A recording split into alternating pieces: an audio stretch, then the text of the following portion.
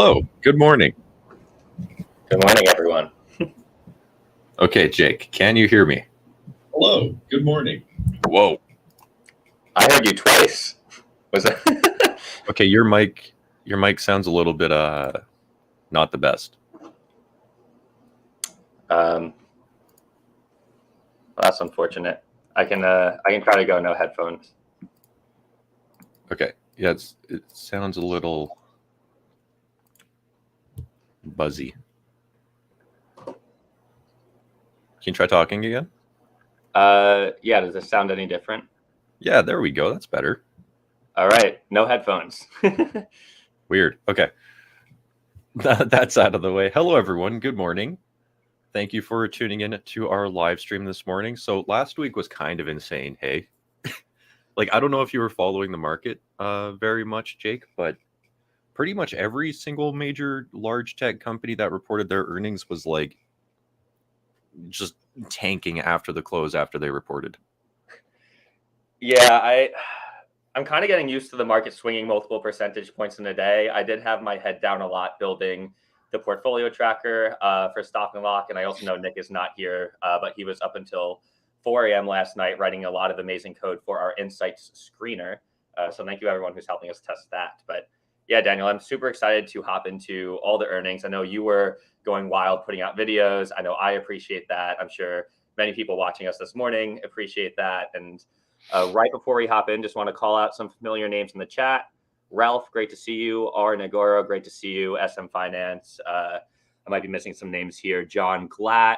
We really appreciate you coming, every week to support the stream, and excited to hang out. Let's get into it, Daniel. All right, so I mean, which one do you want to talk about first? I feel like there's a lot we could talk about. So I personally checked out Google's and Amazon's earnings at the 10Q level, as well as their presentations. So those are the ones I'll be able to add the most color to. However, I know there's a lot more than that. So not to pass it back to you, I would say feel free to pick. But if you pass the ball back to me, I'll just pick one of those two. Yeah, I would be happy to start with Google. Awesome. So I know you also did a video on Google, correct? Yes, I've done a video on Google, Amazon, Meta, Visa, and I'm working on one for Apple, and I'll probably do one on Microsoft too. And I guess you're also going to reveal yourself as a robot to everyone during the stream this week. So I do not know how it's humanly possible to put out that much content.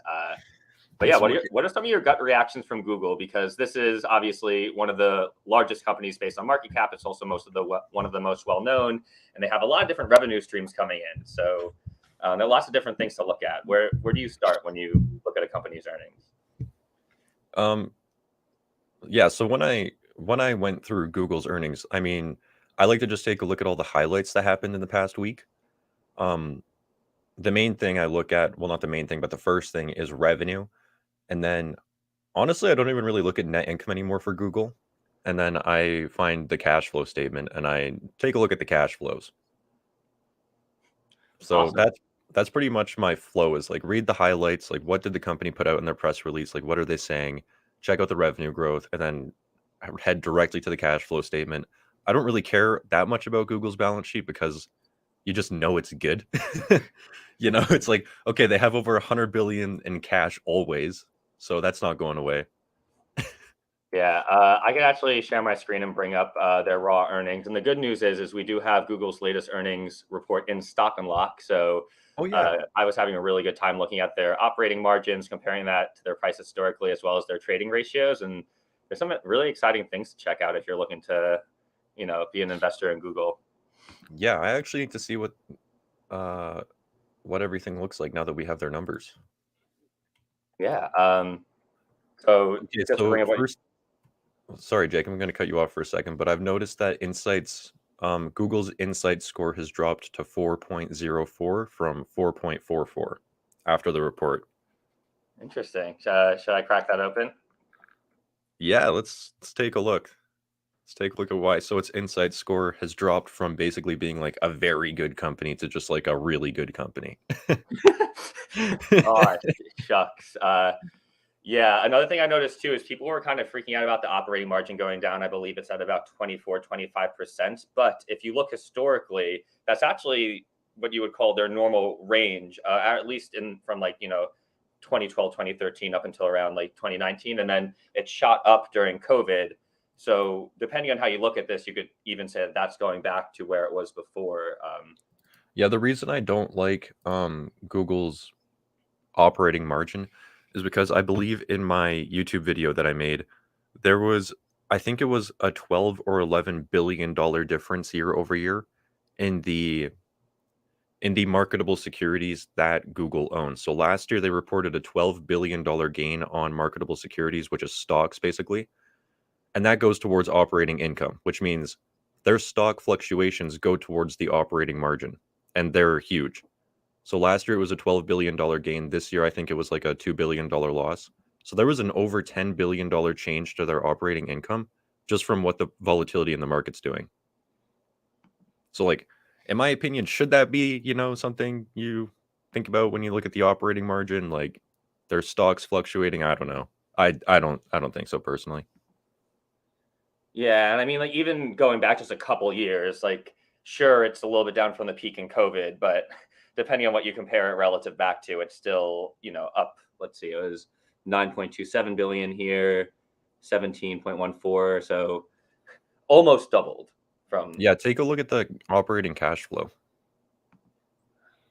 Do you like cash flow statements, Daniel? I feel like that's your favorite one. Dude, I honestly feel like net income, like I really feel like net income and operating income is the wrong metric to focus on for Google. I agree. It does frustrate me just to shadow what you said again. That and I feel like we sound like Warren Buffett a bit right now, echoing what he says. The fact that that asset inflation just goes in there as unrealized gains and losses. It's really frustrating to me as an investor because it makes the number make less sense to me. Like I don't understand why if a stock holding goes down that you didn't sell, that's not a material loss or gain. Why it's reported there. So it's a little Yeah, frustrating. in Berkshire's 2019, I believe it was, letter to shareholders, even Warren Buffett was like, this number is now meaningless. Like because of the rules that they put in 2018, he was like, net income and operating income are not the metrics to look at anymore, just because of the unrealized losses that are factored in. That makes But yeah, sense. you can see that operating cash flow for Google is starting to like come down a little bit. Interesting. Yeah, it's definitely at a low end. It actually has been going down. Yep. Gets a little bit more choppy when it's quarterly. Mm-hmm. So one interesting conversation I wanted to have with you about Google, Daniel, was let's pop open their different revenue streams here. So top line revenue, 69 billion. Obviously, we're aware of the currency headwinds, but I think it's interesting when you start to look at their revenue as it's broken down from different revenue streams. So Google's businesses comprise of their search. That's a lot of ads. Obviously, we're all familiar with that.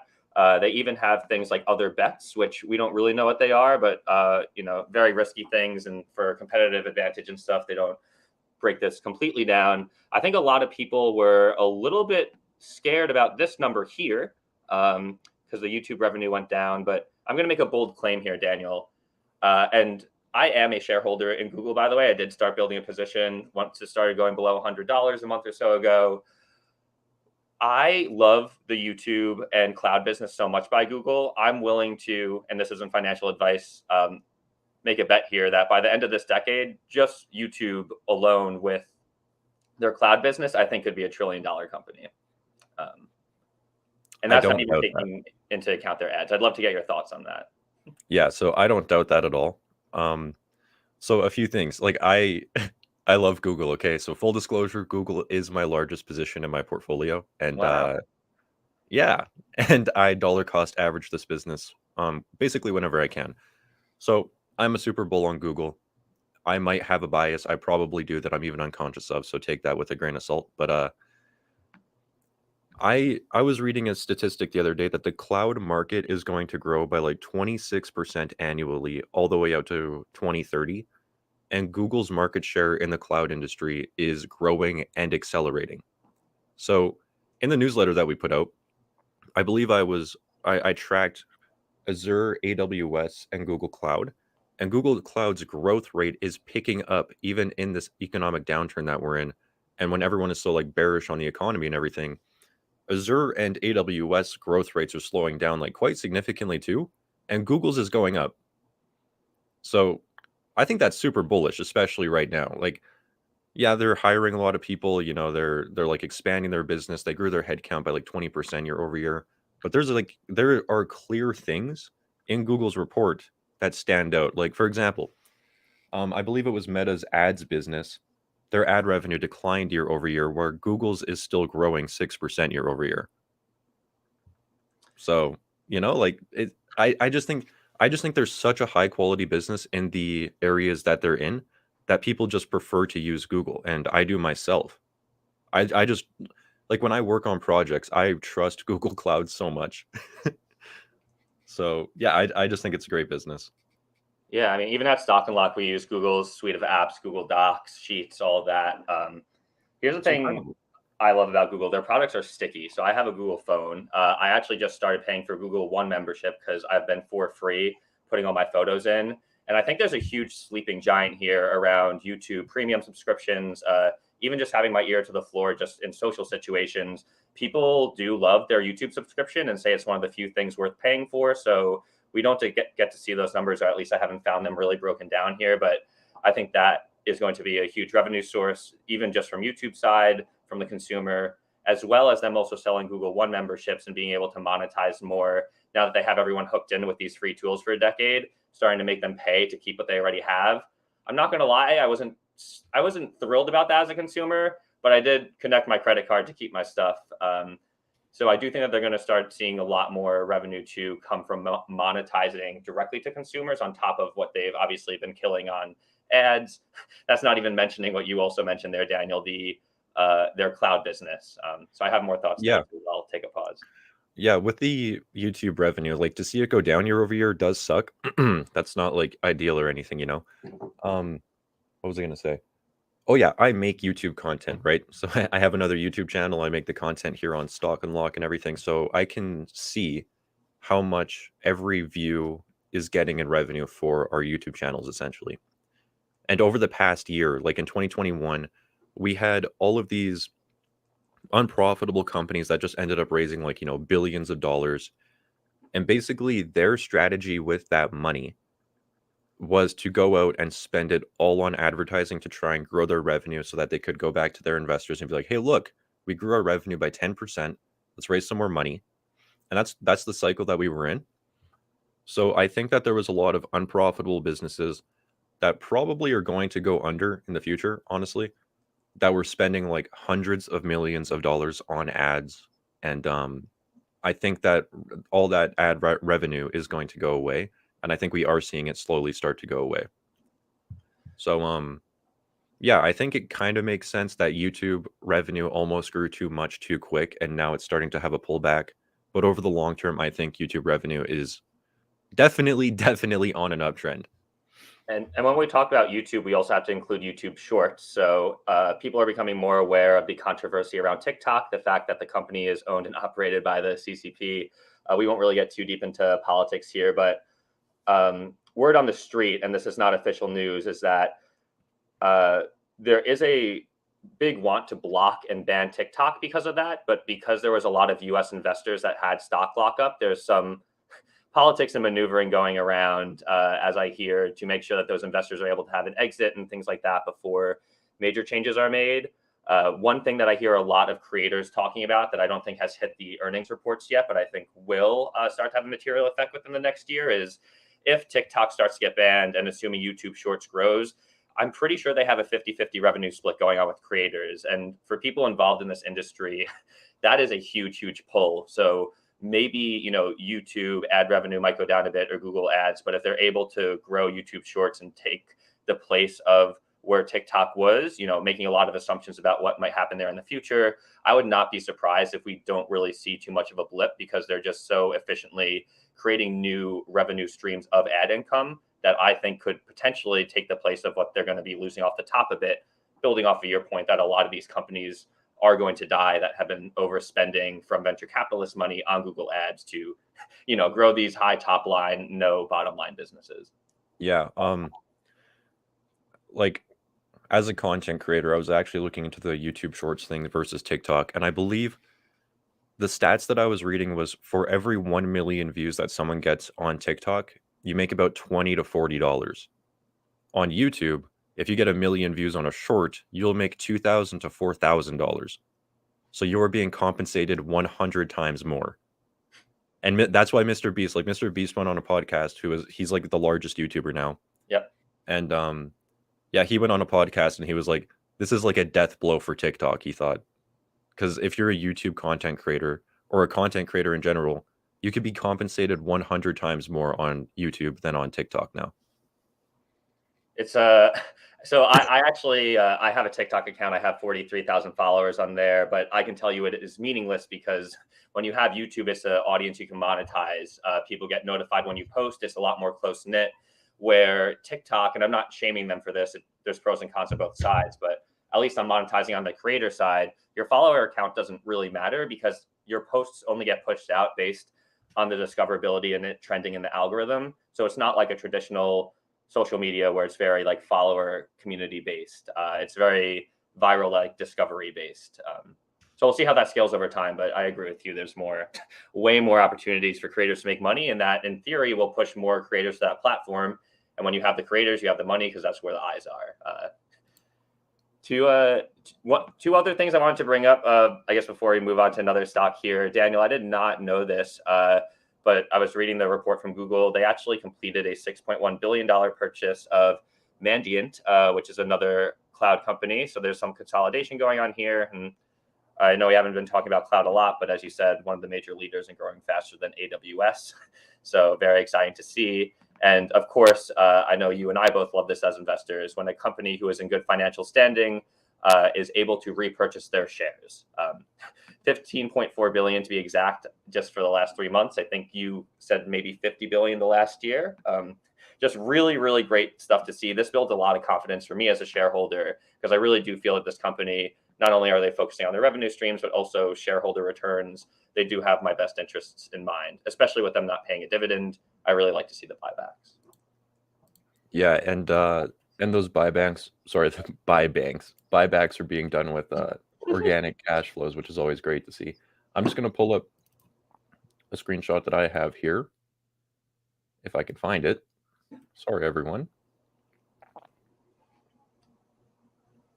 I was going to say, feel free to lead Amazon screen share if you want, or if not, I have some of those earnings up too when we get to that. Okay, so this is the global digital ad spend projections by Statista. And we can see right here in 2022, it was about 615 billion. By 2027, it's expected to grow all the way out to 1 trillion. So the ad space looks like it is still projecting to grow. And then the second screenshot I have right here is the revenue in US billions of dollars. I think this is just the US ad spend, digital ad spend. So in 2000, you can see that ads are kind of cyclical, right? So Meta and Google, the core of their business right now is still ads, that they're ad businesses. So if we do enter a downturn, which everyone is basically saying is most likely going to happen, we can see that in 2000 to 2002, ad spend dropped by about, I think that's about 20 something percent. And then in 2008 and 2009, ad spend dropped by like 5%. So it does look like ad spend, it is kind of cyclical. It does, drop when the economy slows down and everything, but it doesn't look like it's been that dramatic historically. Now, this time, I have no idea what's going to happen, but I will not be surprised at all to see a slowdown in overall ad spend and maybe even a decline of everything that we've said. Like, if we go over to this company right here, Skills. This was a big COVID bump too, I think. Yeah, this was a major Cathie Wood stock. Yeah, it's down like 97 to 98% from its all-time highs. Let's go to its insights. So right away you can see, insights, there's a lot of red flags popping up right here. If we take a look at the profitability, this company is losing, $250 million a year. Their unprofitable free cash flow margin is negative 70%. Like, they just make no money at all. Their growth revenue, the revenue is decreasing now. Gross profits decreasing. Everything is decreasing essentially. Net income grew by 7%, I guess. Financial health, Whippy. but yeah, their financial health is still decent. But like these are the type of companies that were spending, tens of millions, if not hundreds of millions of dollars on ads over the past couple of years because they were just raising so much money, and then they threw all that money into ads. You know what? This actually isn't the best example. I wish I had a good example prepared for this, but yeah, there's been companies that just like blew through Oatly. Oatly is the perfect example.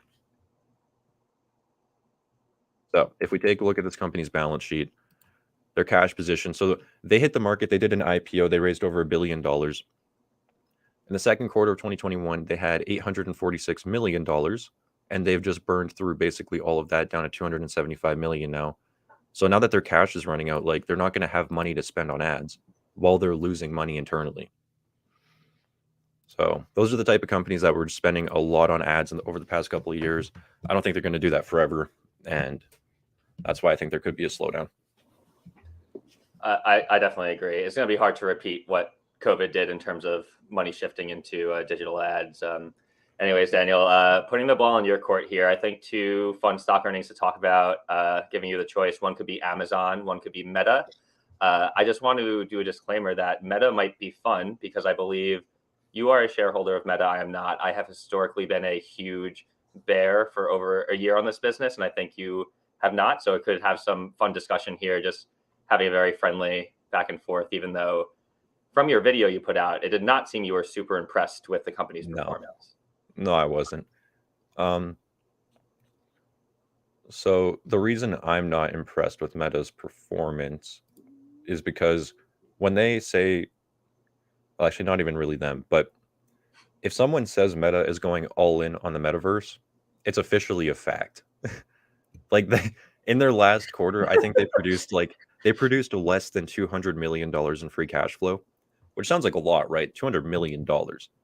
But last year they produced almost $10 billion in free cash flow in the third quarter.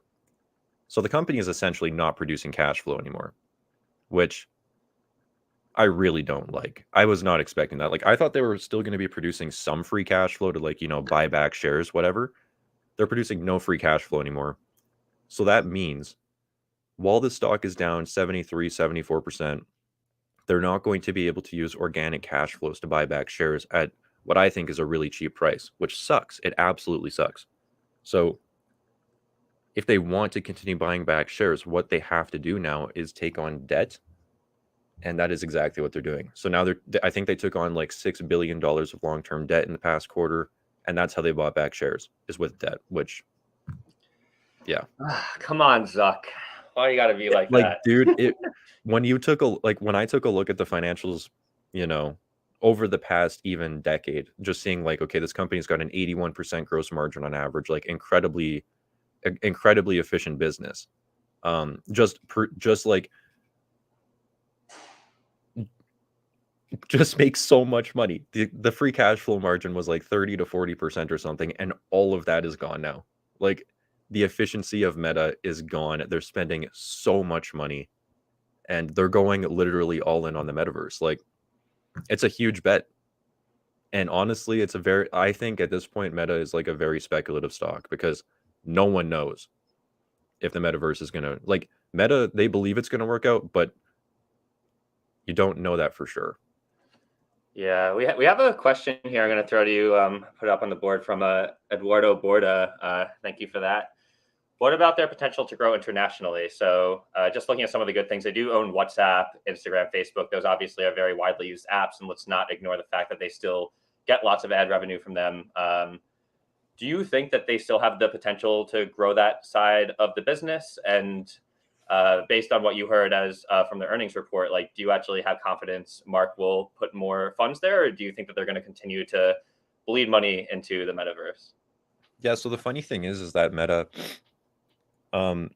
like they're still focusing very hard on, their core business, like their family of apps and everything. Their daily active users across their network, their family of apps has grown by 4% year over year. They're at 3.7 billion users on their platforms, which is almost half the planet, which is insane to think about. And these apps are producing more revenue as time passes, and I believe that they will continue to produce more revenue. But here's the thing: they don't make any money anymore because they're spending all of that money. Are All you of it. saying that making money is important as a company when you're trading in the public market? Yes. Yes. Blowing my mind. Like Meta, I believe they beat on revenue last quarter, but now everyone is finally focused on the right thing, which is profits. Profits are always what's mattered. And expenses, I mean, they're guiding to spend $100 billion next year. Yeah. What? I'm going to put on my mini Mark Zuckerberg hat here. I'm not going to compare myself to him too much, other than that we both have software backgrounds. And I'm going to try to give, and again, I'm a big bear on Meta, but his business got crushed by Tim Cook and Apple. They were crushing on ads. We all know Apple made ad changes that really affected their business because they could sell less customer data. So Mark's probably sitting there with, sitting on his hands saying, how the hell are we going to make money? Like, I'm losing money on ads, and he's just fighting against a current he can't control because Apple is in control of that ecosystem, or Google. Like, they don't own the ecosystem. So they're constantly knocking at the door saying, hey, can you let us have data so we can make money? I think his grand vision was twofold. One, he has a genuine belief in the metaverse and it being the next big thing. Maybe he's right, maybe he's wrong. But on top of that, when you own the metaverse, you own the ads platform.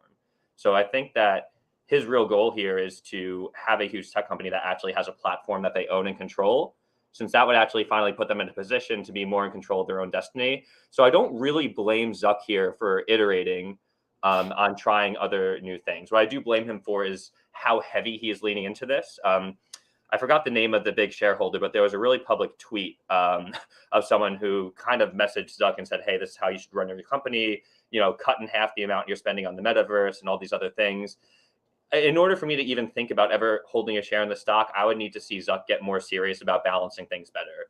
I'm not saying don't bet on the metaverse, right? To now critique him, but there's a huge difference between like betting the farm on it and like putting it in enough where you're still having a viable business model.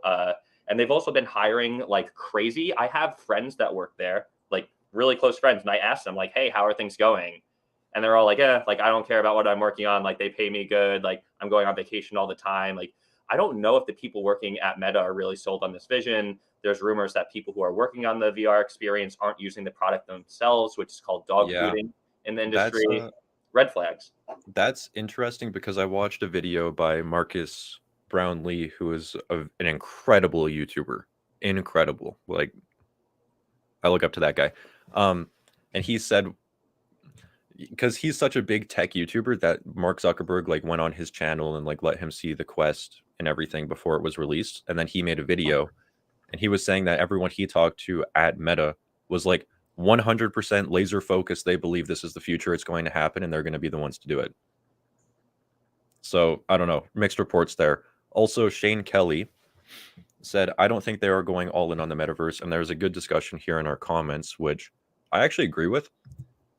Meta is, their cash flows are gone, and I should clarify that a lot of their cash flows are actually going towards their AI data centers, which I think will, improve the metaverse and everything. But the main focus there is to continue competing with TikTok so that they can have the best AI platform possible.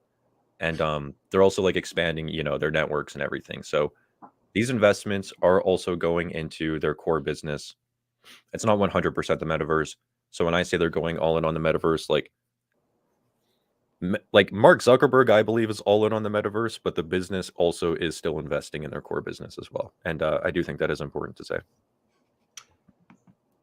I think that's a great counterpoint. And honestly, nothing to even add on that. Yeah, I think it's really interesting.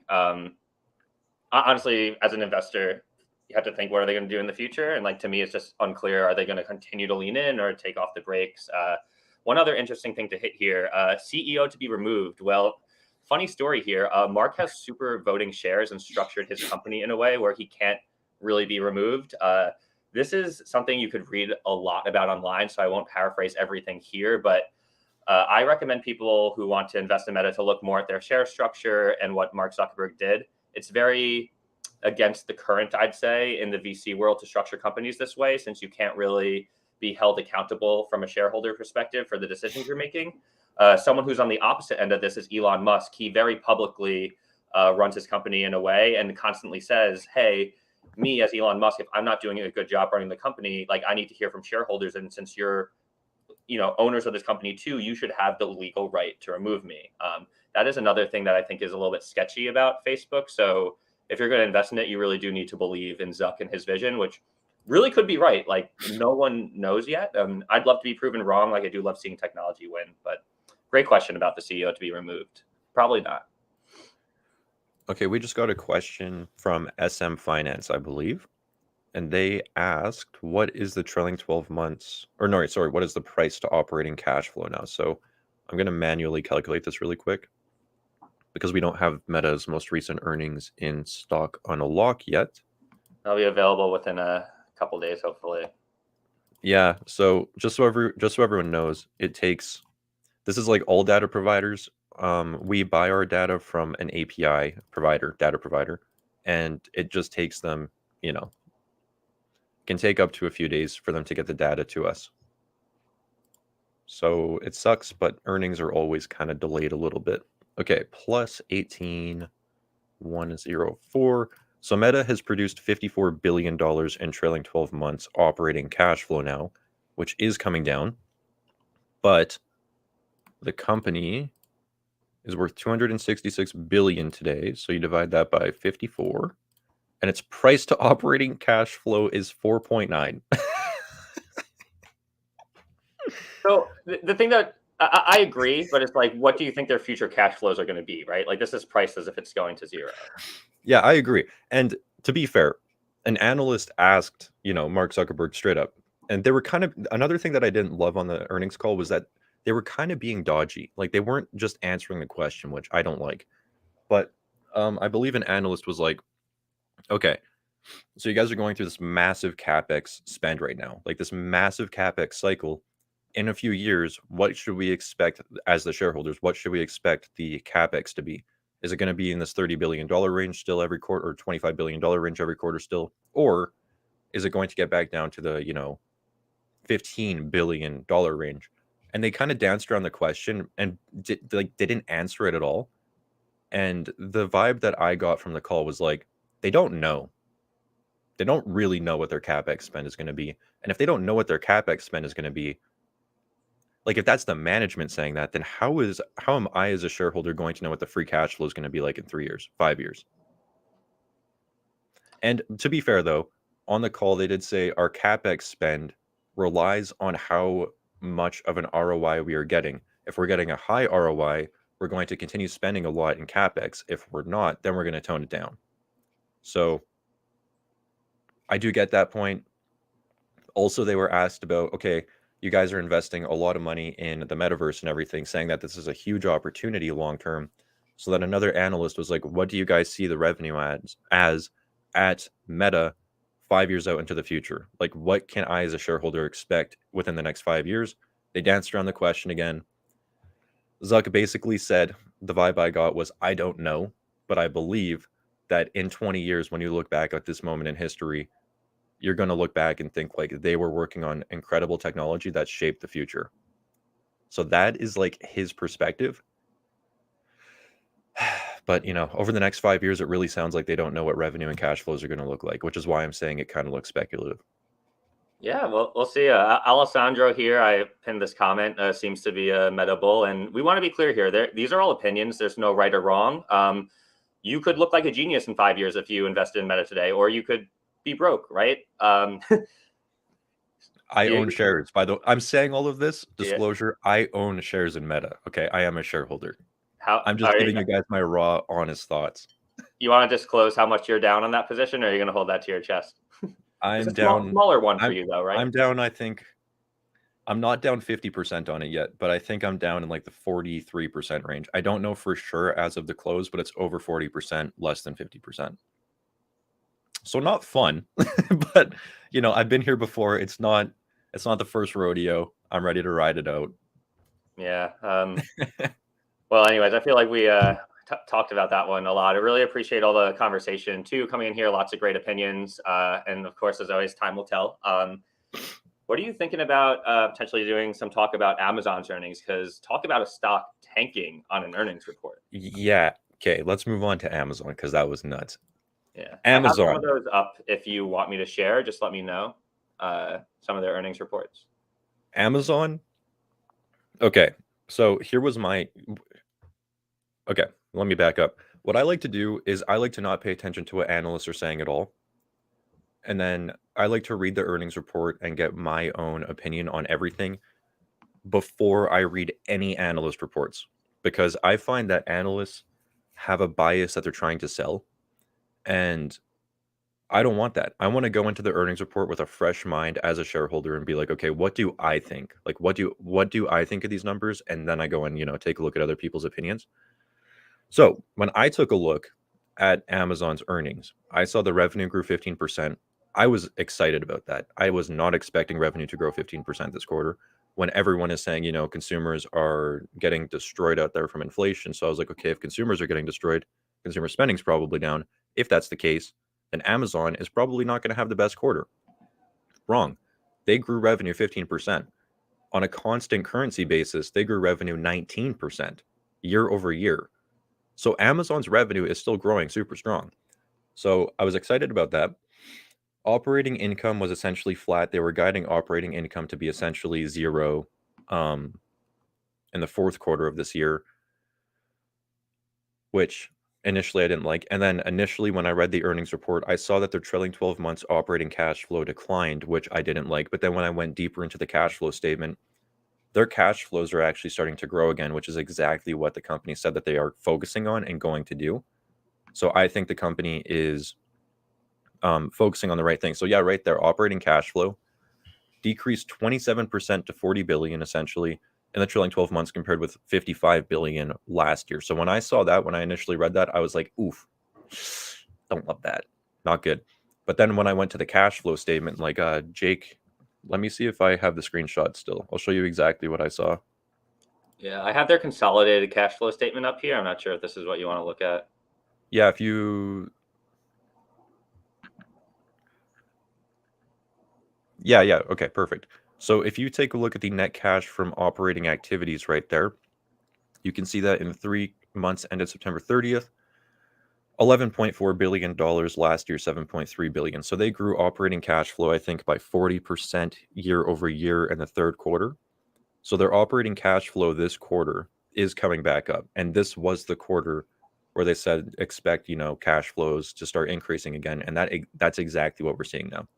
Yeah, So I think they were doing a lot of investments to building out big warehouses and like logistics for managing their huge shipping network for all their consumer products. yeah, so I just thought, the revenue's growing, cash flows are coming back, which is exactly what my investment thesis was and exactly what the company said they're going to do.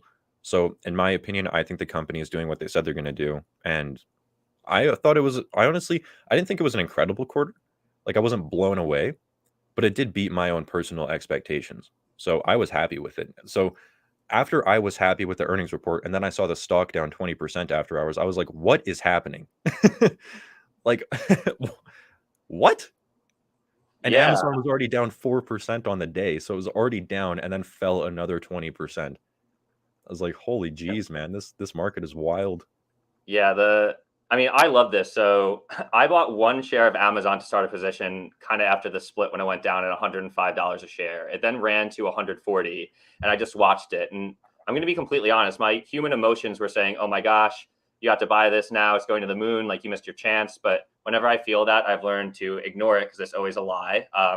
So this is incredible for me because I got a little lucky and my patience did pay off here. But yeah, Yeah, to build on what you're saying. Oh, sorry, go ahead, Daniel. no. I was just gonna do a little tangent and say you've been very patient over the past year, and like as an investor, I think that's very admirable. So like, Thank good you. job, dude. Thank you, man. Yeah, I was patient on Google too. I thought it was too high. Started building a position, averages under 100. But yeah, I've learned whenever you feel like you're in a rush to buy a stock, you should not buy or sell a stock that day, even on the sell side. You should never really be in a rush. Again, as a long-term investor, this is not financial advice, but it's made me feel more calm and just more safe with my money. Where I can't say I've always acted like that in the past, but as you grow and learn as an investor, I think the emotional intelligence and psychology part plays a big role too. I appreciate that, Daniel. To add a little bit of color to what you were saying before, the things I really liked in this earnings report, and then I'll get to this to tie back to what you were saying before about the stock drop. There's a lot of really great stuff in it here. I mean, this is no longer just a book company, obviously. They are the cloud leader. They have Amazon Prime. They've been airing NFL football, which has actually seemed to be a really good investment for them. If we won't read through all this, but the amount of devices they're putting in the home through streaming as well as cloud and their core consumer business, I think that this company has been investing their money well, and I feel good about being a shareholder here since I genuinely believe that the investments they're making pay off. However, I could talk about that until I'm blue in the face, but the stock still did drop. And Daniel, to me, the movements of these stocks are driven by guidance. This right here is what I think tanked the stock because they forecasted basically flat growth, potentially even being zero growth on operating income. And in a market where, in my opinion, short-term movements based on the trillion-dollar hedge funds that are buying and selling these stocks operate a lot on guidance. So even if a company does well, you have to compare it to what analysts were projecting. I can't say that I like that the market behaves this way, but I would love to get your thoughts, Daniel. And if you agree with me here that the reason why their stock dropped was because of this right here. I believe this is what the focus was for the big price change. I would agree with that. I think the stock, I would say the stock dropped on this guidance. I mean, growth of 2 to 4%. Okay, FX, foreign exchange, it's a huge headwind right now in these companies reporting numbers because the US dollar is so strong relative to basically every other currency in the world right now. So when the US dollar is strong and these companies, get revenue from Europe, for example, if the euro is down relative to the US dollar, then they're going to have to report lower revenues, lower cash flows, lower everything. So FX, I think Amazon said, is going to be a 4.6% headwind in the next quarter.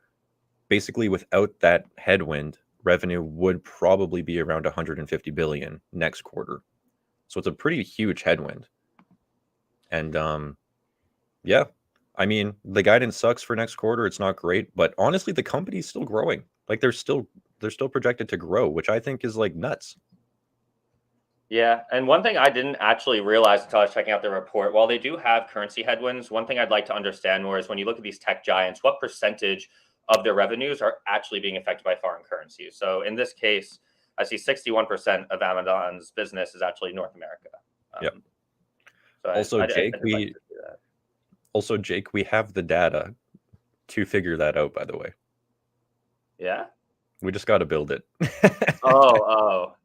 No, the revenue breakdowns, yes. For anyone who doesn't know, we're obviously the builders and creators of Stock Unlock, and our data provider does provide a revenue breakdown. So right now we show financials very well, but you can expect sometime in the future to see a little bit more of a breakdown here to get even more data in the site. So as always, thank you everyone for the support there, and we're always open to hear suggestions for what you'd like to see us build next. You might notice the portfolio button up here and an insights screener. These are not released to everyone yet. However, if you're a user and want to test these out, send us a message because we are beta testing them. So expect more. Yeah, for sure. So for the revenue breakdown, for example, like we could see how much of the revenue is coming from like Europe, for example. We could see how much is AWS now, how is AWS growing. Yeah, I can't wait to build that feature. It's going to be awesome. And we could just calculate all this stuff out. It'd be great. But yeah, Amazon, I think, I mean, again, I'm a shareholder. I'm going to stay in this one. As I said in my YouTube video, I didn't have access to buy Amazon after hours. If I did have access, I would have bought some shares when it was down 20%. I did not end up buying shares because the stock price recovered. And then I was like, okay, well, now it's only down 6%. But if it stayed down, I for sure would have bought more. But yeah, I just thought, the price was all the way back down to its 2018 levels. Over that time, over the past 4 years, operating cash flow has doubled, and it's now back on the uptrend. So I was like, I just thought it was irrational. I thought it was an overreaction. I think Amazon's going to be here in 20, 30, 40, 50 years. And I thought it was a good opportunity. Yeah, for people who have been tuning into the stream since the beginning, I did make a comment when we were talking about the Google earnings that as a shareholder and investor, one of the things I like about that business is Google's cloud, as well as the YouTube revenue that they're going to start to get in YouTube Shorts. I have a similar thought here with Amazon. You know, they're the cloud leader. And as an engineer myself, I can confidently say most, if not every company is putting things in the cloud. And as we increasingly head into a digital age, I still think that this is the beginning of the cloud computing industry, and the leaders seem to be established. Microsoft, not Michael, Microsoft, Google, and Amazon, of course. There's other small players, but there's already consolidation going on. And those businesses alone, I mean, by 2030, 2040, I want to own those businesses. Amazon's real kicker too is they actually already have a huge subscription base through their Prime memberships. And as Warren Buffett loves with insurance companies, when you have subscription-based revenue, it's very predictable. It gives you strong, consistent cash flows. And as an investor, we love consistency. So I expect to see those services continue to grow. I think Amazon has the ability to execute, and they've proven time and time again that they're able to innovate and continue to focus on the consumer. And even as business operators ourselves, Daniel, I think that's incredible to see a company that large still seeing them stick to their core values. So, it makes me feel comfortable. Yeah, actually, I have a screenshot that I would love to share. What just happened?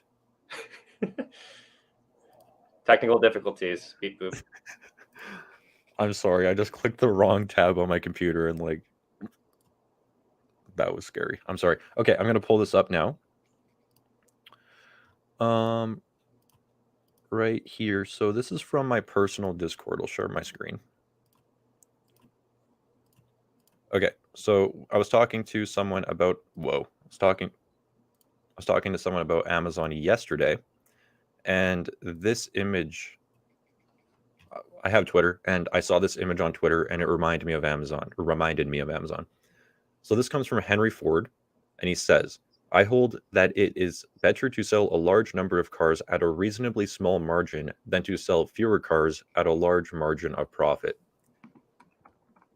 And that reminds me of Amazon, because Amazon has always had, kind of thin margins. But in my opinion, this is what has allowed the company to scale so much, because they basically, they are so maniacal. I don't know if that's a proper word, but they're maniacally focused on their customers. I don't know if these are the right words. Let's use the word crazy. Smaller No, word. but whatever. I think it would be maniacal. Okay, well, that word, the CEO of Amazon used it in their earnings report, which is why I tried using it, but failing now. I like numbers. I don't like English. Okay. Anyways, Amazon basically just said that they're stupid focused on their customer. And I think that's why their margins are always low, is because they just want to pass on as much savings as they possibly can onto their customers. And, when I think about a lot of the businesses that have become mega businesses over the past 20 years, even think about Walmart, they do the same thing. Costco does the same thing. And that's how these businesses continue scaling up and up and up and up and up and growing and building that almost brand trust. For myself, I shop on Amazon for almost everything now. And I just getting it delivered to my house. And it's gotten to a point where I just trust that Amazon has the lowest prices, which actually is not the case all the time anymore. But I just naturally have the habit now of just going to Amazon, because usually they have the lowest prices and I don't have to leave my house, and I can save time by just using them. Yeah, I agree. I don't know many people who cancel their Prime memberships. And I think the classic business playbook here is obviously, one, provide good value, but two, add more on top of that. I think they've executed on that perfectly, because over the years, Prime has just added more and more and more memberships. They obviously have their own streaming and things like that. So it seems like they're going to continue to lean into that, and it'll, have great tailwinds for them. And as you said, their confidence in the company is definitely a moat, in my opinion, as well as all the infrastructure on the cloud side. Not to keep bouncing back to that, I do think that's a moat as well. You can't just go out and build global data centers and have the staff to manage that very easily. It's just a very sticky business. So we are getting a lot of great questions in the chat. Again, I'm not sure what timeline you're on today, but it might be fun to hop into some live stock talk. I know that's a crowd favorite here, where we like to take stock suggestions from people in the chat and check them out and do some live stock analysis with everyone. Yeah, we can definitely do that. I do have one thing I wanted to share. Go for it. The world Okay, is your oyster, Daniel. We can do whatever we want. That's the fun of this. And we're perfect. Okay, so someone I just saw them ask about Apple. Hey, has Apple already taken the dip or will it come down? Um, I think no one knows what's going to happen to Apple's stock price over the short term. I mean, after they reported, the stock was down 6% in after hours trading, and then by the next day it was up 8%. So, I mean, I don't even think the hedge funds know what's going on with that stock right now. But I will show you now why the stock is up 8% in my opinion. So let me share my screen. And this is Apple's cash flow right here. And Apple reports, so the September quarter that they just reported is actually the company's fourth quarter. So their fiscal year is over now. And then next quarter will be Apple's Q1. So for their full 12 months ended September 24th, their operating cash flow increased. I think this was something like, I want to say something like 15 to 18%, but it's at 122 billion now. And if you take a look here, their capex spend, this next line, their capex declined by about 300 million over the past year. So their operating cash flow is up by about $18 billion and their capex is down 300 million. Now, when you compare this to all of the major tech companies that just reported, where they're seeing margins compress, they're seeing operating cash flow decline, like Google right now is seeing operating cash flow go down, and their capex is going up. So Apple is a totally reverse from every other report, essentially. Their cash flow is going up, their capex is going down, which means that their free cash flow is going up massively. And they had a record year. So I think the market saw these numbers right here and was like, okay, Apple is doing something different. Like they're actually focusing on efficiency and they're also still growing. Whereas, Meta, Google, all these other companies are like, let's just spend everything. Are you an iPhone user, Daniel? I feel like I should know No, this. You're no, not. and Neither am I. I'm also not an Apple shareholder because I've always felt the company was a little bit expensive. But I mean, it almost seemed to me like the market saw Apple's earnings and then like almost retreated into the stock. They were like, okay, this is the company that's still growing cash flows. Like this is the company that, CapEx is going down, spend is being controlled. Like let's just sell everything else and buy Apple is almost what it looked like. It is a safe haven stock, right? So Apple's traded in all three major indexes, and you'll hear people talk about too that Apple moves the market, which is unfortunately true. This stock just makes up so much of the major indexes that when it moves, it does pull.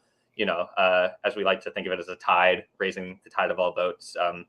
What I can say for sure is my girlfriend is an Apple user. A lot of my family is, and these people are diehard. They will argue with me as a technologist until they're emotional about how much they love their phones, no matter how much logic I throw at them. And to me, maybe that makes me illogical, right? Like this is a sticky product. People think that they might have an AR play in the future. That's a huge potential headwind at Meta also, where is Tim Cook going to do the double backhand slap where he already got marked once with the advertising and he's going to come back and do the AR stuff. So, this is a business that has, just like we said with Amazon before, which to give them credit is the reason why we like Amazon, a lot of loyal customers that love them. And Apple has a moat, obviously, around their consumer confidence as well as just what they've provided over the years. You can't really recreate that. And they do, even though it makes me very angry as an engineer, they dance very well around the regulatory issues with controlling and owning, in my opinion, what is a monopoly, which is the Apple App Store, in which they can scrape transaction fees, own that entire platform. And hopping back to the reasons why we did not like Meta, to really tie things together here, Meta does not own their own platform. It makes it hard for them to control the advertising, which we have seen completely gets decimated. So Apple really has all of that. So as a business, it seems very sound. Leaving it with a big question here for me, they're already so big. How much bigger can they get? Well, to me, it looks like Apple's trying to take over the world. Like they might. like they see a market and they're like, we're gonna go own that now. I would not want to compete with them, honestly. They are a force to be reckoned with. Yeah. I think they're still getting over 50% of revenue from iPhone sales, though.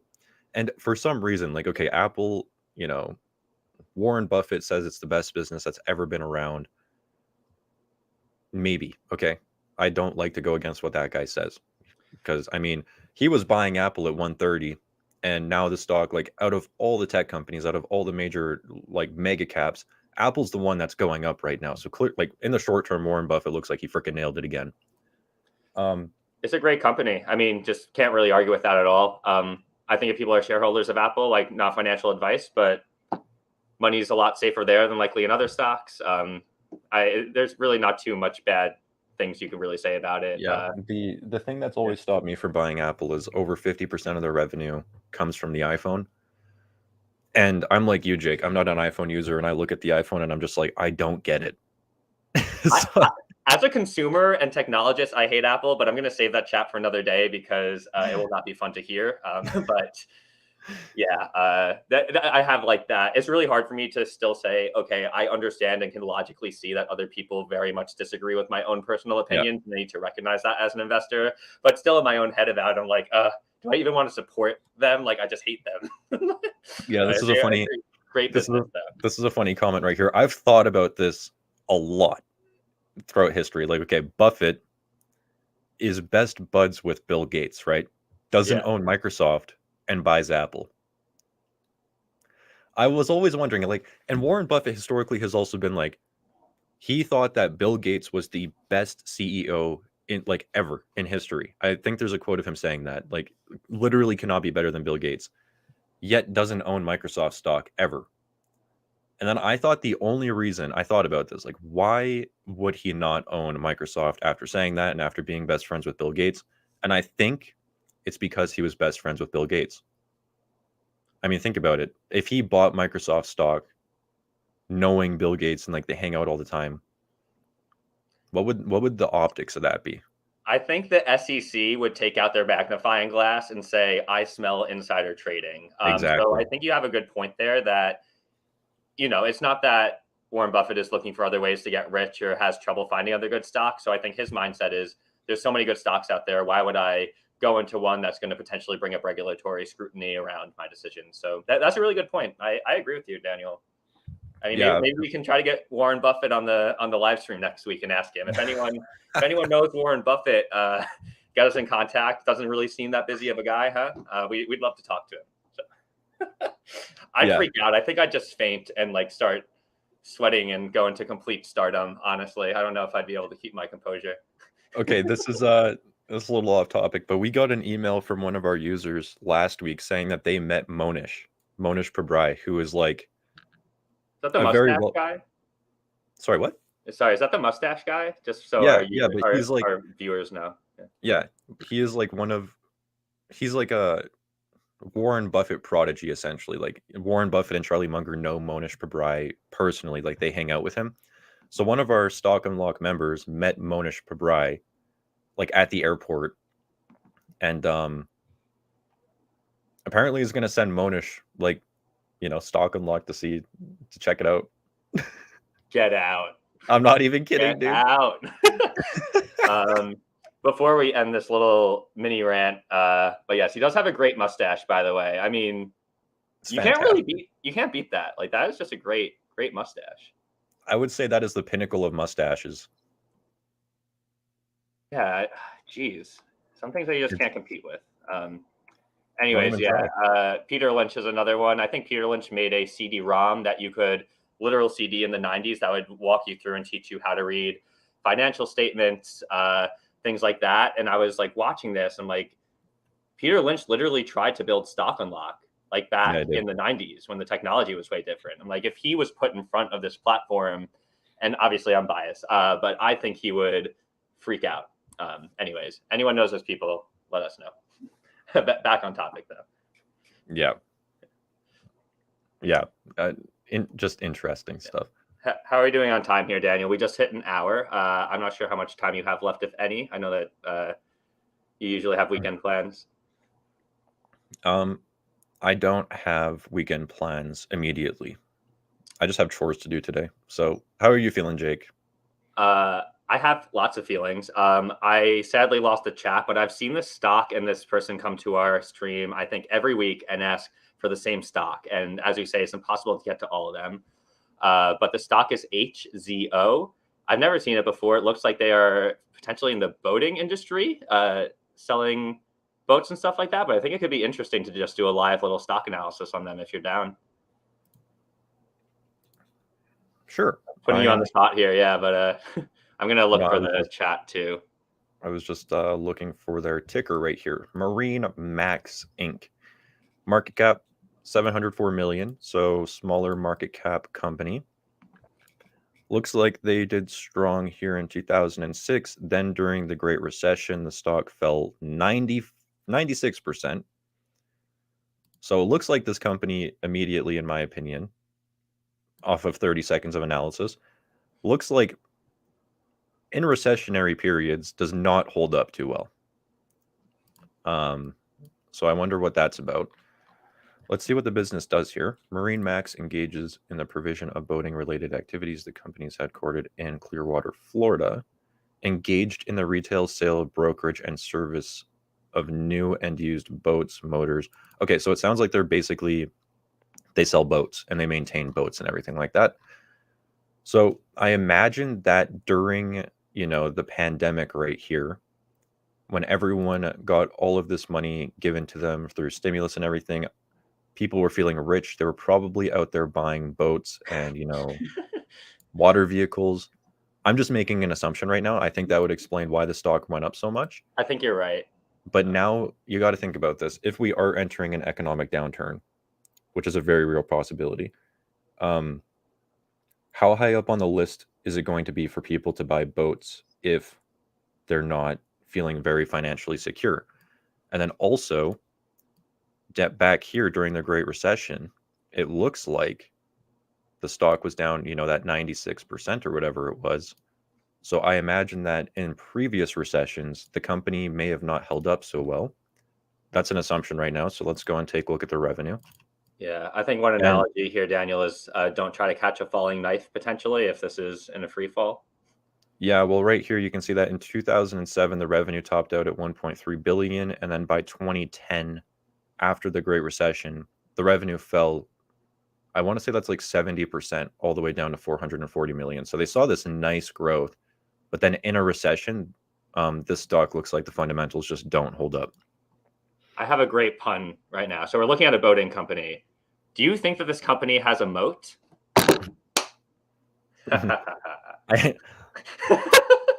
I mean, I don't know. You can also see that the cash flows went negative during the Great Recession with the revenue dropping. So basically, what I would think is that this is like a more cyclical business. When people are feeling rich and people are willing to spend money, they probably do very well, which is what we saw here in the past years. But when times get tough, as I said, I don't think that people buying new boats and servicing their boats is going to be like a priority for them. And that could potentially lower the fundamentals in the future and cause things to drop. So personally, I would be not comfortable with it. That's just my opinion, though. Yeah, I say if anyone's an expert on the boating industry, could be a good stock for you. I did like their earnings and free cash flow yield on the stock. One thing I noticed too is they did take on some long-term debt, about like 45 million. So if you would look into investing into that business, I'd also look at the interest payments on that and just their cash flows to see how they'd manage that going forward. But yeah, thank you for that stock. And thank you for being here every week. Really appreciate the support. Okay, another one. Yeah, thank you for the stock, by the way. Sorry, I was just reading comments because when I share my screen and do that, I can't read the comments, so now I got to catch up. Anyways, I got you. Thank you, Jake. Love you. Another one that we've been seeing every week is Maps. Have we taken a look at Maps before? Nope. Okay, let's take a look at Maps. Oh yeah, I gotta do a question. Someone asked me. Sorry, this is Weed Maps? Yeah, this is a cannabis company, which also is triggering my memory because someone asked me to take a look at Tilray versus Green Thumb Industries on this live stream, and I promised them I would. So we're going to have to do that. All right, put it in the queue. Yep, put it in the queue. All right, so right away, this looks like it was a SPAC. So whenever I see this price action right here, where the stock is basically, $10 and it's just hovering at $10 for like a year, that tells me that it was almost guaranteed a SPAC because SPACs usually trade at $10 and they just trade at net asset value. And then the SPAC goes and looks to acquire a company. And last year, during like the Cathie Wood craze, SPACs were like in a freaking bubble of their own. I mean, This company went up, what is that, 184% in the matter of a few months after they probably announced a deal. The deal was probably with this company. And then SPACs have been in this massive, essentially a bubble popping, right? This stock is now down 94% Oof. from its all-time highs. Now is a small cap at $288 million. What do they do? Engages in the operations of a listing marketplace with software as a service subscription offering sold to retailers and brands in the United States and legal Canadian cannabis markets. So I think what this company does is like, I would actually love for the person who asked, Exponential Investing, could you just like drop a comment and let us know what the company does specifically? Because I'm kind of going to make an assumption here. And I think that what the company does is they are basically an online marketplace for cannabis buying cannabis. Yeah, it looks like they had the classic SaaS revenue model and that they charge a subscription price. But yeah, the first things I'm seeing here, Daniel, is questionable growth numbers from them. I think with any of these businesses, usually they come on barely profitable. So it would be interesting to see how much cash they have in the bank, what they're burning. Yeah, so the And revenue. also, does this company have a moat too? Like, I think I've been on Weedmaps before, and just with companies like this, is it a product or is it a company? Like, I'm an engineer. Is it a moat that they have a lot of subscribers? Like, are there other competitors coming up and building these things easier and easier as technology makes it easier and easier to make apps? Like, I'm not sure, but definitely something to look into as well. Yeah, one thing. Yeah. I'm gonna stop sharing my screen for a second. One thing I would also really go and take a look at. Okay, so SPACs were in a bubble over the past year, and what SPACs did is when they hit the stock market, they gave these ridiculous projections. They were like, we're going to grow our revenue 500% over the next 3 years. Like, boom, that's what we're going to do. They got the market super excited. Like, oh my God, we got to buy this stock right now. FOMO, stock shot up. So what I would do, if you're going to go and take a look at companies that were previously SPACs, I would go and find their investor presentations when they hit the market. Take a look at what their projections were. Take a look at what actually happened in reality and see if those two things are very different. And if they are very different, then you got to ask yourself, what is the integrity of the management? What were they trying to do? Were they trying to come to the stock market and be like, we're going to give these rosy, really ridiculous projections just to get investors excited so we can raise money? Is that what happened? Is that what they were doing? And if so, is that a company you want to own? Are those people that you want to trust? So every SPAC, that's not just Maps. I would go and take a look at that and seriously consider that. So great point. Yeah. Because for example, right here, I mean, this company has been growing its revenue. It grew revenue by only 1.5% in the last quarter. And I imagine their investor presentation when they hit the market, I'm going to make an assumption, did not say they were going to grow revenue at 1.5% a quarter. Also, their cash flows do not look very consistent. They are producing positive operating cash flow in the most recent quarter, though. Interesting. Do you have it up But in Stock Unlock right now?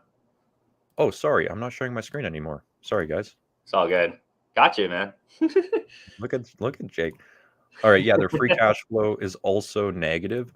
Now, what I imagine also here is their balance sheet is probably solid because they probably raised a lot of money.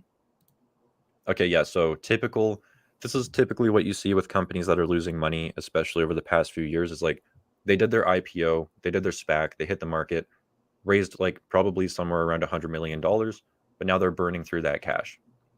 Yeah. And then you got to ask yourself, okay, well, if they're burning through the cash and their free cash flow negative, then that is a recipe for the company to eventually run out of money.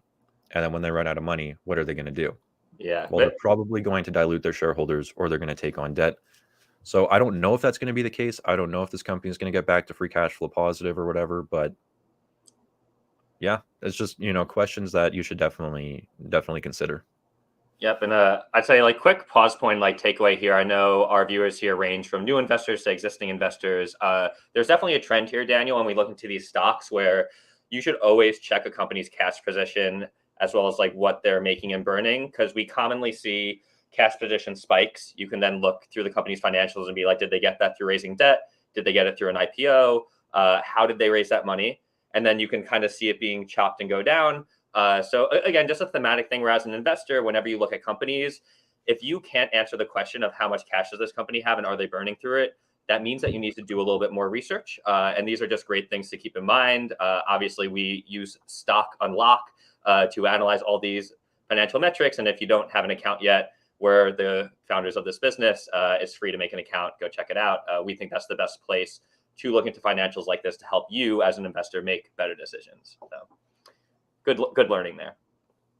Yeah, absolutely. Also,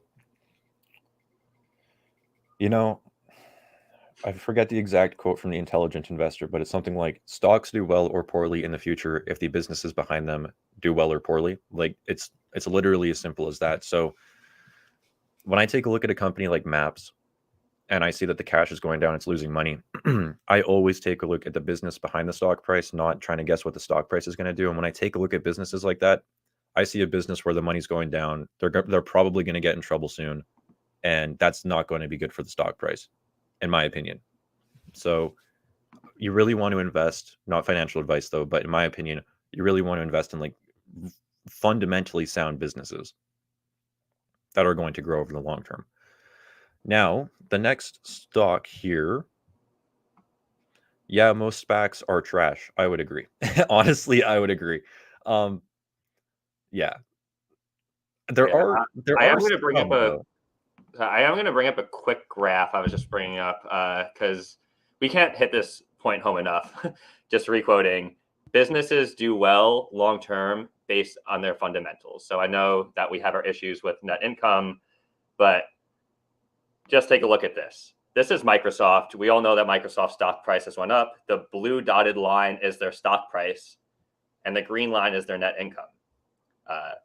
I'm going to make a bet that these things are correlated. And I guess that's our main point here. Not that investing is as simple as just looking at these two metrics, of course, but I think that this is really hits the point home that you were saying before, Daniel. You should actually take a look at cash flow, not net income for that. Let's do it. Because you can see that net income bounces around so much for Microsoft. Yeah. I think cash flow is a little bit more consistent for them. Yep. And the very same story here. As cash flow came up, the stock price went up. We could even look at how they were trading based on a price to free cash flow basis, which is always great. As an investor, this is one of my favorite things to look at. It gives you a really good gauge as to like how a company has actually been trading relative to their metrics. So this can make you see if the company is more expensive or cheap relative to a financial metric. Here we could see it's actually still kind of high on a price to free cash flow basis, but the stock does stay within a particular band where it won't go up too high. I remember you making videos, Daniel, saying you didn't want to buy Microsoft because you noticed it was at 40s, which was too high. And lo and behold, not that you made a prediction, but it seems to be dropping back down to its regular trading band. Can you zoom into 2012 on the Freeform tool there? Oh, yeah. Oh, yeah. Oh, okay. Yes. So if you take a look, this is Microsoft. Microsoft's price to free cash flow back in 2013 there, what was it? Around 7 or 8. Okay, so over the past decade, essentially, the reason why I didn't want to buy Microsoft so expensive up there at like 40 price to free cash flow, I'm looking at it more now that it's come down. But the reason I didn't want to buy it is because, I think people over the past decade are going to look at Microsoft stock and be like, look how much this stock has grown, like outperformed, right? They have had fundamental growth. So some growth is very justified, but the price to free cash flow has grown at 12% annually. What that means is the stock price, 12% of the stock price's growth over the past decade annually has come not from fundamental growth, but from the market just valuing the stock higher. Now, when you think about that, 12% annual growth to the valuation of the company, just the price to free cash flow, can that continue for the next 20 years? If so, Microsoft's price to free cash flow would be over 100. So what that tells me is for Microsoft to grow at the same rate as it has over the past decade, the market would have to continue valuing it higher and higher and higher based on its cash flows, which I don't think is going to happen. Which was like, when I saw, above a 30 price to free cash flow, I was just like, I can't do it. I just cannot do it. So I would love Microsoft around a 20 price to free cash flow, but when it was 30 to 40, I was like, I just thought it was too expensive. Well, you were right. I mean, we'll see. I bought Google up at the top. I literally bought Google when it was $3,000 a share at the top. But, I just dollar cost average that one. So it'll be fine long term. But, I'm right on some things, wrong on some things. It is what it is. Yeah, no, I mean, you are right because the mindset is about growth. Like the way I like to think about it too is it's like this metric is meaningful when you think about what they'll make in the future. Because of course, if they're trading at let's just say 30 price of free cash flow, well, that might actually be a good price if you believe that they're going to double free cash flow in the next 2 years. And if they do, you're actually getting a 50% discount if you project that out. So yeah, very interesting stuff to look at. And this is the freeform tool. So there's over 80 different metrics you could put in here, and you could even add more stocks in if you want. So it makes it very easy to visualize these. And as an investor, definitely save time on, checking out all the financials that a company has to offer. It definitely paints a very clear picture sometimes of how a company's operated and how they've done historically. Yeah, I am going to go and show you guys something wild. Wow, cliffhanger, man. You got me at the edge of my Yeah. seat here. I know. What are we looking at? Just get ready, Jake. Get ready to be blown Dude, away. my heart's pumping. I'm excited. Good. No, we're going to take a look at the price to operating cash flow of Meta, Microsoft, Google, and Apple all in the same chart. And I was taking a look at this last night. I just thought it was super interesting. So back here, right, in 2015, Meta was the most expensive stock out of all of them at a price to operating cash flow of about 29. Apple was about 9.6, Microsoft 12, Google 14.5. So Meta, by far the most expensive stock back then. Now, if you zoom in a little bit more to today, Meta's price to operating cash flow is all the way down to like 4.5, all the way down here. Google's is now down to 12.8, and Microsoft and Apple are the ones that have taken the lead. So like Google and Meta, 7 years ago or something were like the expensive ones. Microsoft and Apple were the cheap ones. And as time has passed, they've just totally swapped. It really is crazy to watch because it really does show you what the street is really thinking about their future cash flows. Because let's just play the math here. I'm going to make the numbers simple.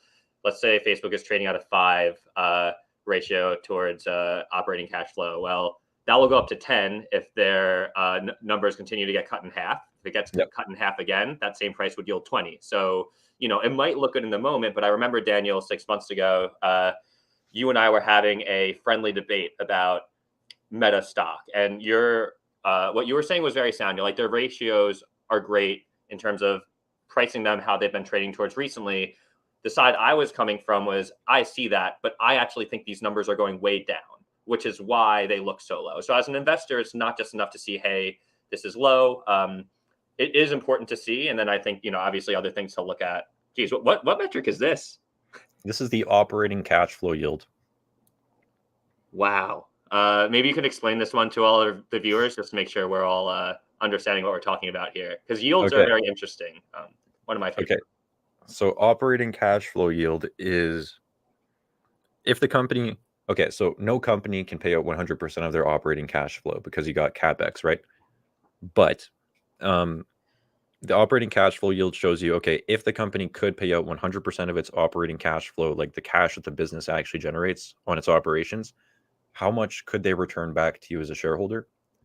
And Meta in the trailing 12 months now is at 22.2% on their market cap today.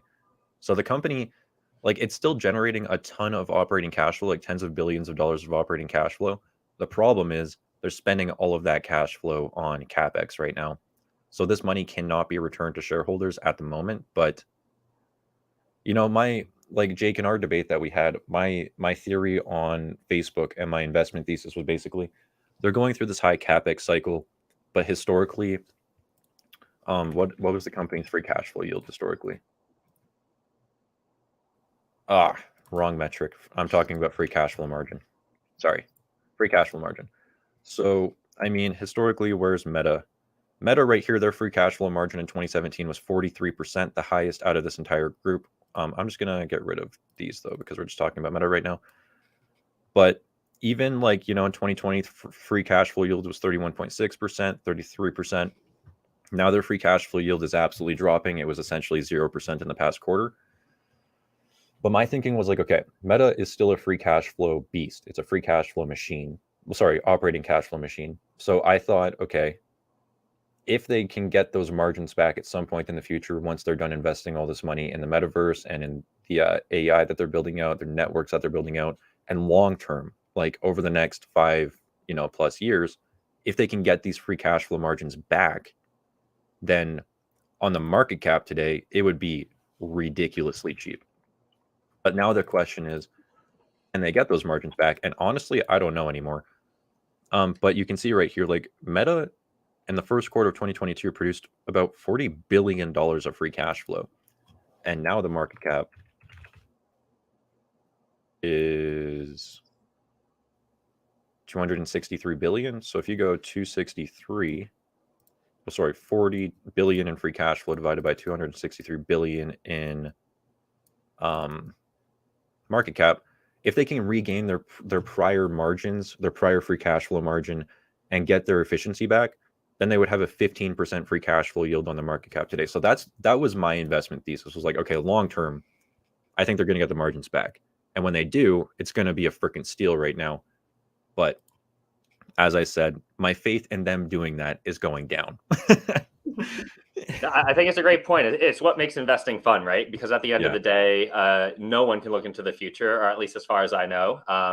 Maybe someone's figured that out and they're making lots of money. But yeah, it could be the steal of a century at the stock right now, right? Or, it could be the best one to avoid. You really have to believe in Zuck and his vision. I am bringing up a comment here from Royal Dami. It would be amazing to have something like Book of the Month or the Year for business investment economy on Stock Unlock. What do you think? I love that idea. And we actually did just start sending out a newsletter, which has been getting really, really great feedback. If you have not been getting our newsletter, please go to stockunlock.com, send us your email. Or if you already gave us your email, check your spam, because email filters are mean. But Daniel, swinging this over to you. Daniel is the author of these newsletters. I don't know how he does it. I listen to a lot of newsletters, and maybe I'm biased, but it's easily one of my favorites. I do like the idea of putting maybe some book recommendations in there or other things that help people out with investing, because I know we both love reading books and they've been helpful. So Royal Dami, thank you for the suggestion. And if anyone else has suggestions for us for Stock Unlock or the value we can provide to you, we love hearing it. So definitely let us know in the comments or reach out to us, support@stockunlock.com. Yeah, for the book thing, we would just have to look into like the legalities of that. Is it copyright if we put books on our website behind a subscription? I have no idea. So we would have to look into that. But interestingly, in the Stock Unlock internal team, we have a book folder with like all of the notes that we share and like have a book list for us internally to read and collaborate on, essentially. So it would be cool to do something like that, in the platform if we could legally. We would just have to look into that. We need to get Nick, our chief legal officer, on that. I don't know if he'd accept that title, but yeah, we're as we'd say at my old job, you are voluntold to do this. Yeah. So the next question comes from Royal as well, or generally all-time recommendations. I don't know if this is book recommendations or stock recommendations anymore, but we actually just launched not a paid newsletter, but our members now get an additional newsletter sent to them with stock analysis and stock picks. We sent out our first one last week. So yeah, if you're interested in like hearing some stocks that we think look great internally, we are now sending that to our paid members about once or twice a month. And we do like really in-depth stock analysis there. I'm typing some answers to people in the chat. Awesome. Yeah. Okay. Also, Daniel, in terms of time, I think maybe one or two more. I see we're at 1:24. I think I can probably go to 1:30 and then have some coding to do actually for Stock Unlock, which is exciting. So no shortage of code to write. SM Finance has asked about BTB REIT. I think they also asked about this last week. This is one that I've seen a few times now. So, I mean, sure, let's take a look. Share BTB REIT. What is the ticker? Is it this one? It's got to be this one. Yeah. Oh, whoa. Okay, this is a small cap. Small cap, under $300 million market cap. Obviously, in the real estate industry, because it's a REIT, 9% dividend yield right now, it looks like. Nice. FFO yield is 21.7%. So, okay. As we've been saying here for a couple weeks now on this live stream, REITs are getting destroyed in the market right now, and their yields are going up, which does look kind of interesting. Ownership of properties at companies headquartered in Montreal, Quebec, currently employs 79 employees. IPO, objective REIT, still growing cash flows.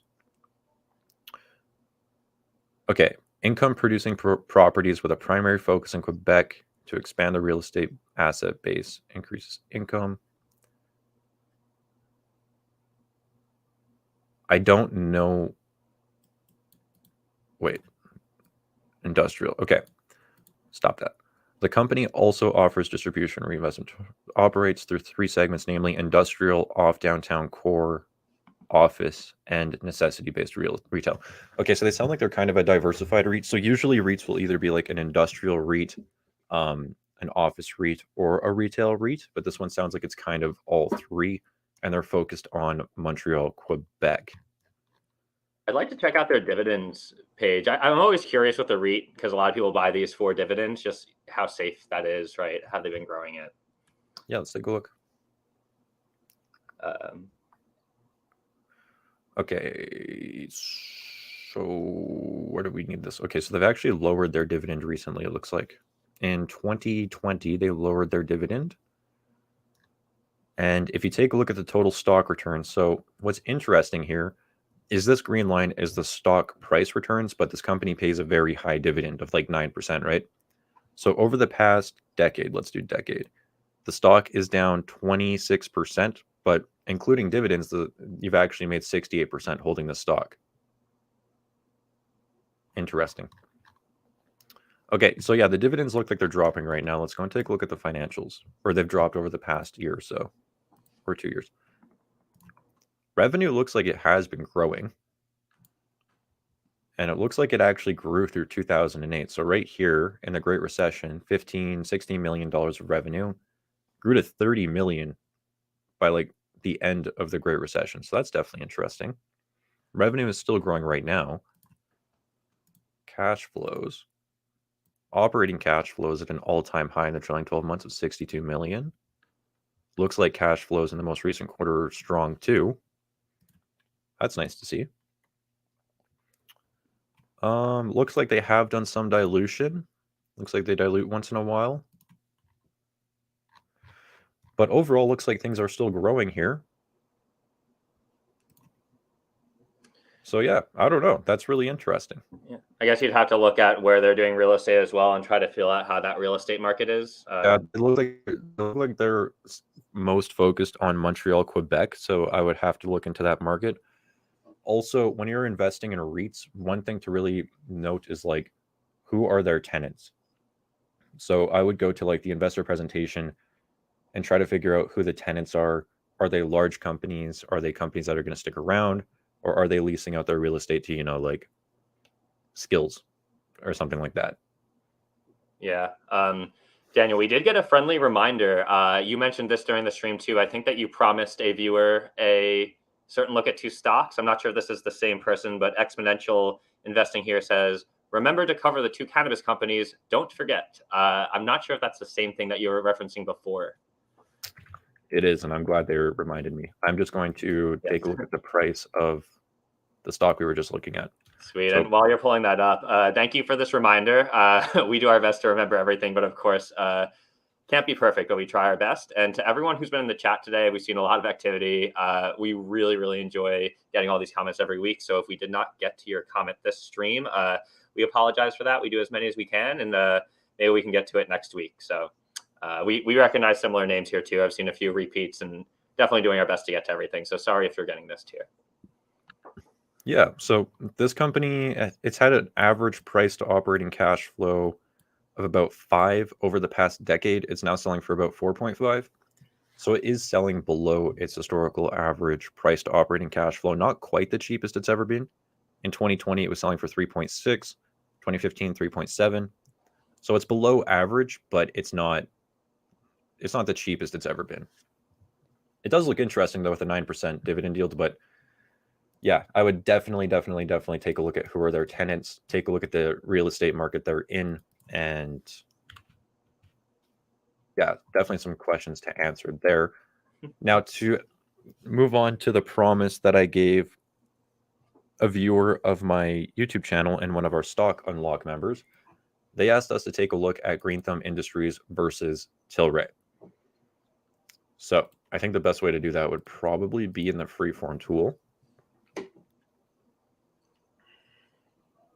because Tilray's been kind of a hot stock recently. Hey, like it's been a lot of talk on the cannabis sector. I've been holding this stock since it was Aphria. So yeah, I know. We talked about this last stream a bit. Yeah, I am a shareholder of Tilray, even though I did buy it as Aphria. I am diamonds handsing it after trimming gains when it mooned a bit, but still holding a lot.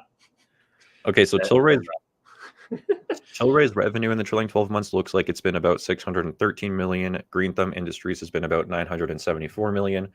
You can also see, okay, so when Aphria and Tilray merged, there was some weird data numbers coming out. That's why the numbers here look kind of funny, because like when the companies were merging, yeah, just weird data came out.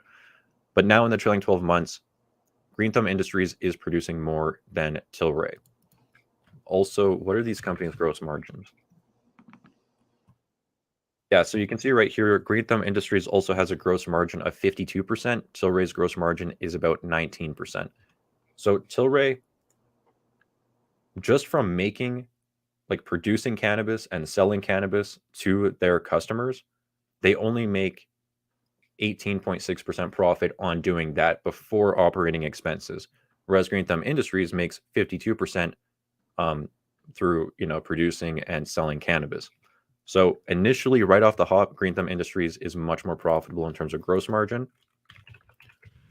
And if we take a look at operating cash flow, Green Thumb Industries is like one of the only cannabis companies right now out there with positive operating cash flow, which I think is absolutely necessary in the environment we're in, because the company is actually making money. It's making organic cash flow, so it can grow organically, and it's not going to have to. I don't think Green Thumb Industries is going to have to dilute or take on debt if they don't have to, which, like when I'm investing, I think that's absolutely crucial. So yeah, just like the overall profitability of Green Thumb Industries over Tilray is huge for me. And then also, we go to their balance sheet, we can see, yeah, so Tilray is another one of these companies where like they'll raise money and then they burn the money and then they raise money and then they kind of burn through it and then they raise more money and then they burn through it and then they raise more money. And that's kind of the trend, because the company doesn't make any money. If you look at their operating cash flow, like their operations have lost $130 million in the past year. What was their free cash flow? Negative 151 million. So that's what I mean, is like this company is consistently losing over $100 million a year, and their margins are low. I don't know if this company is going to become profitable in the future, but they got a long way to go. And then when you compare that to Green Thumb Industries, they're already making money and they're growing revenue and they have more revenue. Where does Green Thumb operate, Daniel, if you could remind me of that? They operate, they're in multiple states in the US. I can't name them off the top of my head, but they're not across the entire US. But yeah, they're in multiple states in the US. They're not in Canada. Yeah, I think one interesting thing here is like where they operate is just like so different. I think an argument could be made that like Tilray has the opportunity to grow faster and bigger. I know that they're in Germany, they're international. They also have alcohol business as part of their segments. But yeah, not financial advice. I would definitely say any cannabis company right now is a pretty long-term play. Like I think at least part of my investment thesis is a general belief that these things will be legalized and the market will be growing.